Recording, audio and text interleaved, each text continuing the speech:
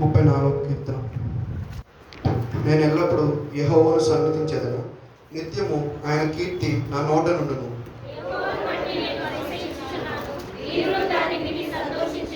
నాతో కూడి యెహోవాను గణపరచుడి, మనము ఏకంగా కూడి ఆయన నామమును గొప్ప చేయుదము.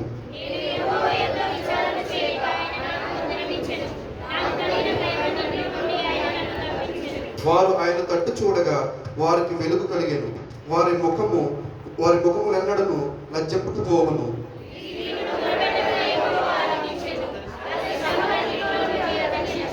యెహోవా యందు భయభక్తులు గల వారి చుట్టూ ఆయన దూత కావలి ఉండి వారిని రక్షించును.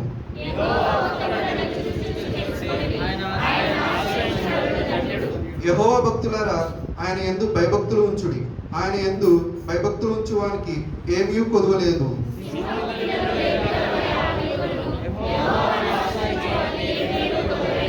పిల్లలారా, మీరు వచ్చి నా మాట వినుడి, యెహోవా యందు భయభక్తులు మీకు నేర్పెదను.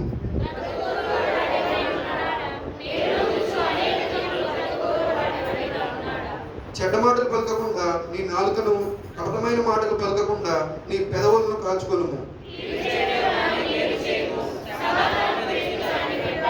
యెహోవా దృష్టి నీతిమంతుల మీద ఉన్నది, ఆయన చెవులు వారి మొరలకు ఒగ్గి ఉన్నది.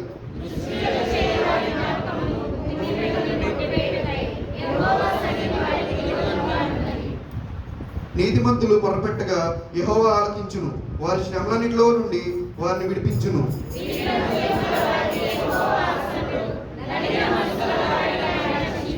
నీతిమంతునికి కలుగు ఆపదలు అనేకములు, వాటి అన్నిటిలో నుండి యెహోవా వారిని విడిపించును.